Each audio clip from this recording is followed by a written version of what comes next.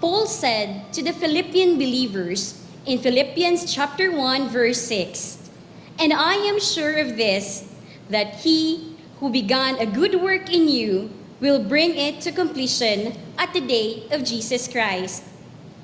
House of Praise Isulan, formerly Isulan Baptist Church, has come a long way to reach its 54th year of fulfilling God's purpose. We are a church that has thrived through the years. If we look back, we are in awe of how God sustains us. In this modern age, Christian churches have evolved and have come to different lengths to become relevant in the world. House of Praise Isulan firmly stands with the Southern Baptist Global Community's passion to become faithful followers of Christ in reaching the lost and to become biblically sound. These have brought the church to different challenges that tested its commitment to remain steadfast and focused on the leading of the Lord Jesus Christ. House of Praise Isulan, despite being tested in the areas of leadership, unity, biblical literacy, financial stability, and ministry, God upheld and preserved the church. The faithful members continue to display resilience and prove to be true to their calling, and they responded in faithful corporate and private gatherings in prayer and in hearing the Word of God. Today, let us go backwards to reminisce about significant moments in the church and how God miraculously orchestrated everything. Let us see those people and pastors called by God to build up this church, how this church responded to the challenges of the time, and how the church persevered in its calling to become what God intended it to be. I am Dulce Lacuesta Bryant and presently a member of the Board of Trustees. I have been in this church since 1975 and back then I was 2 years old.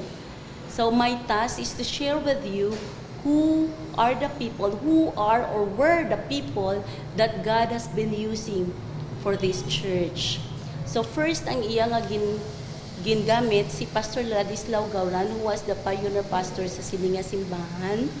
Then Pastor Jimmy Diaz for just a short period of time. Then Reverend Tito Filonco. Then of course, Mrs. Virgie Gupiteo. Sino bala ang hindi nakadumdum kay Auntie Virgie. And we also have Miss Hope Lope and Miss Dina Brania. Miss Ofelia Olivares and Reverend Mamerto Banies. Pastor Joel Cerato. So, with his wife, si Ate Shirley, who was our choir director. So, siya nag-conduct sa amon sang choir sadto. And of course, si Pastor Reverend Wayne Figueroa from 1986 to 1989. Pastor Wayne was also our choir conductor, and he also played the piano or organ during that time. So, Reverend Mark Valencia for just 1 year. Pastor Mark, he played a big part sa akon nga kabuhi. He was really good in encouraging young people. Pastor Reverend Mark Valencia really did good for just 1 period of time in my life. So we also have the Touch Ministry team led by Mr. Valenciano, Victor Valenciano. So we also have Pastor Edwin Aralquez, who was our youth director during that time for just a year.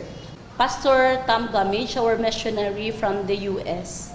So, just a period of time, but he'd been a part sa Silinga Simbahan sa buluhaton sang Ginoo. Then, nagabot na si Pastor Jimmy Fundar from 1991 to year 2007. So, Pastor Jimmy had been here for 16 long years. Dugay gid na mo na upod si Pastor Jimmy and during his time damo gid sang challenges nga nag-abot sa Silinga Church, and we've been so victorious, and ang Ginoo nagamit gid kay Pastor Jimmy. And of course may mga intern pastor kami from PBTS in the person of Pastor Michael Lumage. So God is continually proving his faithfulness toward this church. That in March 2008, he sent Reverend Rolly Piñafel to this church, and until now, no, Pastor Rolly has been in this church for 16 years and still counting. Oh, we also have Pastor Jaser Arsaga from 2009 up to present and still counting. Pastor Jaser is our associate pastor. Then Pastor Paterno Shoko is also working in this church, and he also contributed a lot in this church. And we also have Ma'am Mary Jane Malaga, and presently she's in Canada right now. We also have Pastor Israel Aiko as our outreach pastor to Sison Bagumbayan Sultan Kudarat. And we also acknowledge Pastor Gerald Lakihon. He'd been working in Mount Hermon. So we also have Pastor Ronnie Espallardo from 2018 up to the present, still counting, as an outreach pastor and Mount Hermon Minister Director. So if you can see, we have Pastor Bong from Malaysia up here. We already have him for 6 years and still counting. So we also have Miss Asanika, our music intern from PBTS. So those missionaries and Mount Hermon ministry workers, this church nagiging blessed because of these people were Pastor Bong Espallardo from Malaysia.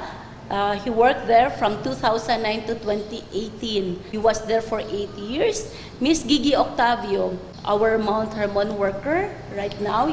We have Nehemiah volunteers from this church in the person of Mr. Lawrence Auhero, Mr. Ivan Paul Areno, Mr. Claunis Tutor, Pastor Lito Camero, Miss Glenda Bisana, Miss Lised Anliquillo, Mr. Marvin Liwanag, Mr. Marlo Auhero, and Pastor Dave Villanueva. Right now, Miss Lised Anliquillo is presently working with our cousins. Miss Rizal Ramos is also working in Mount Hermon. So if you can see, God is really gracious and doing wonderful things in this church. And we are grateful for this person that God had been using. We are very thankful for these individuals that God has been using Sininga Church. And we are still looking forward for the people that God will be using. We are thankful and blessed for what was, what is, and what God will be doing in this church. Thank you. Good morning, House of Grace. Ako gali si Ace, isa ka membro kag isa ka deacon sa Sininga Iglesia. Since 2014 sang nagsimba ko dire, nakita ko gid ang dako nga pagpakamaayo kag provision gid sang Ginoo. Halin sa gamay pakadto sa pagpanami sang iglesia, halin sa papag pakadto sa naka-tiles nga mga dalan pasulod sa iglesia. Nakita ko man ang mga instrumento nga gamit sang aton worship team, mga dekalidad kag maligon. Nakita ko man ang aton nga opisina nga kausa diin gipanami gid kag makita mo gid nga welcoming gid siya. Kag kung magtanaw kita sa gawas, makita naton ang basketball court kag may ara man kita sa waiting area, may ara man sang garage. Kag diri makita naton ang aton nga eskwelahan nga naka-aircon tanan. Kag may ara gid sang mga estudyante nga willing gid kag manami gid sudlan ang ilang mga classroom. Sa akon nga naobserbahan sa Sininga Iglesia, makita mo gid ang pagpakamaayo sang Ginoo. Hindi lang sa mga tao, kundi mismo sa mga pisikal nga makitan. Parehas sang aton nga salakyan. May ara kita sang van, sang L300, may ara man kita sang multicab kag mga motorsiklo nga ginagamit sa mga nagalain-lain nga ministry.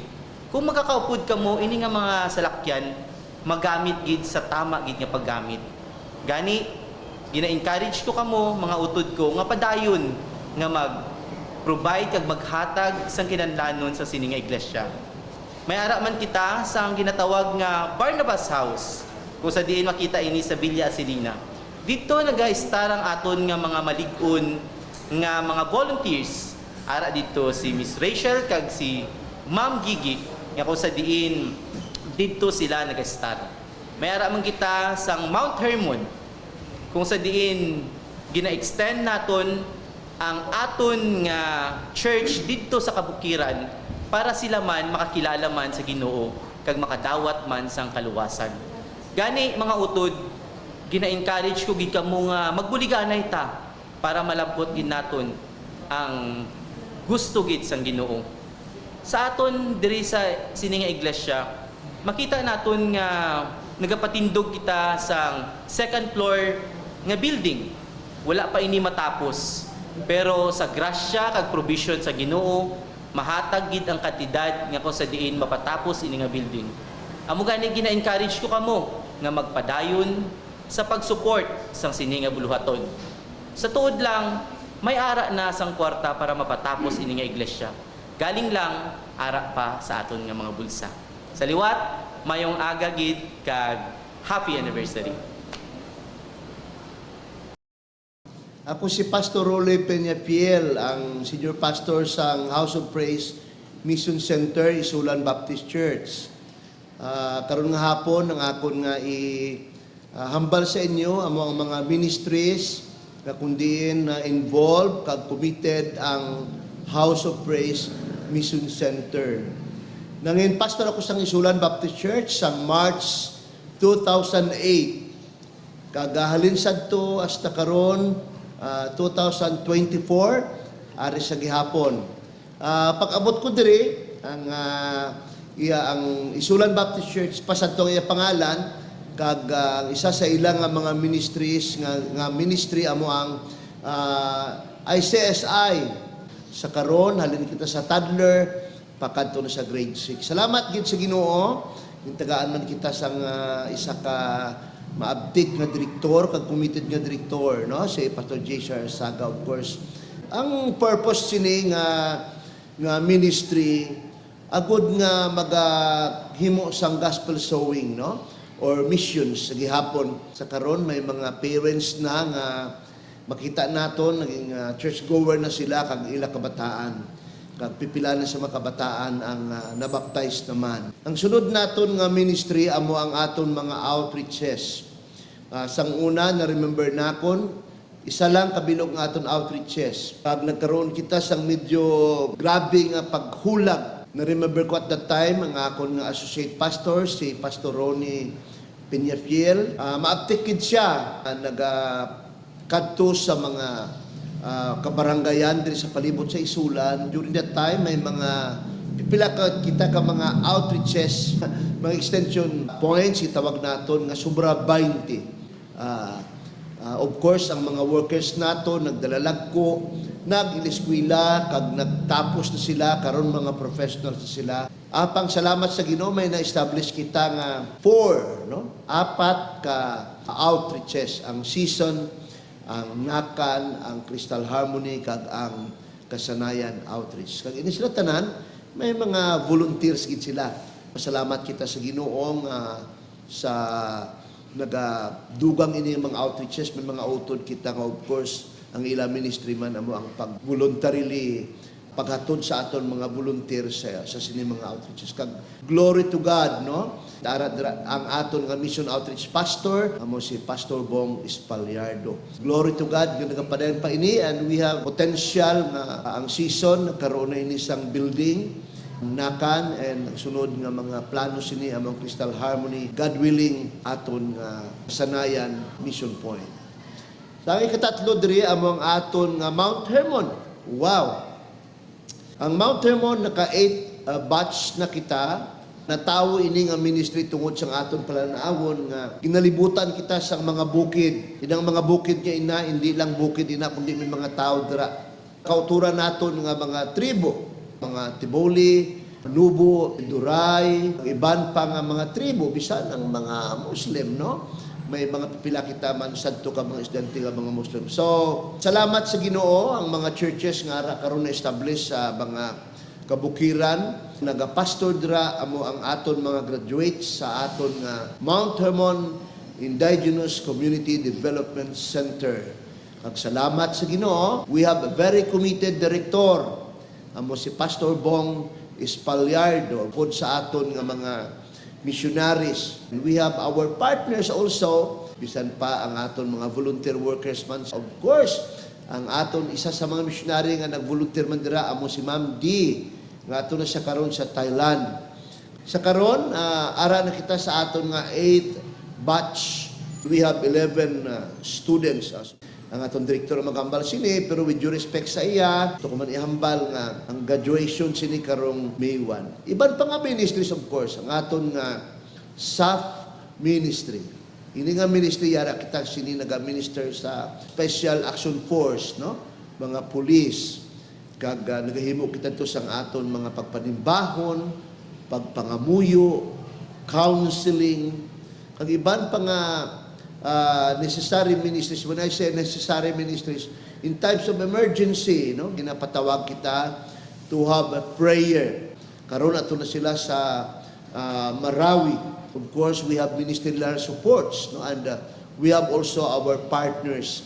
Bisan hindi na sila members ng aton church, but they continually support the mission through our Mount Hermon ministry. So, amoy na nga akong masiliing concerning sa mga pipila ka mga ministries ng ginahimo sang aton church. Of course, may mga kauturan kita nga ara na sila sa abroad karon. They continue to support us inang pagpakikupon sa aton online worship. You know? So, salamat gid halin sang 2008, no? Sa partnership sang aton mga kauturan, mga members ng House of Praise Mission Center Incorporated. Glory to God, initanan para sa iya kadayawan. Mayong hapon liwat.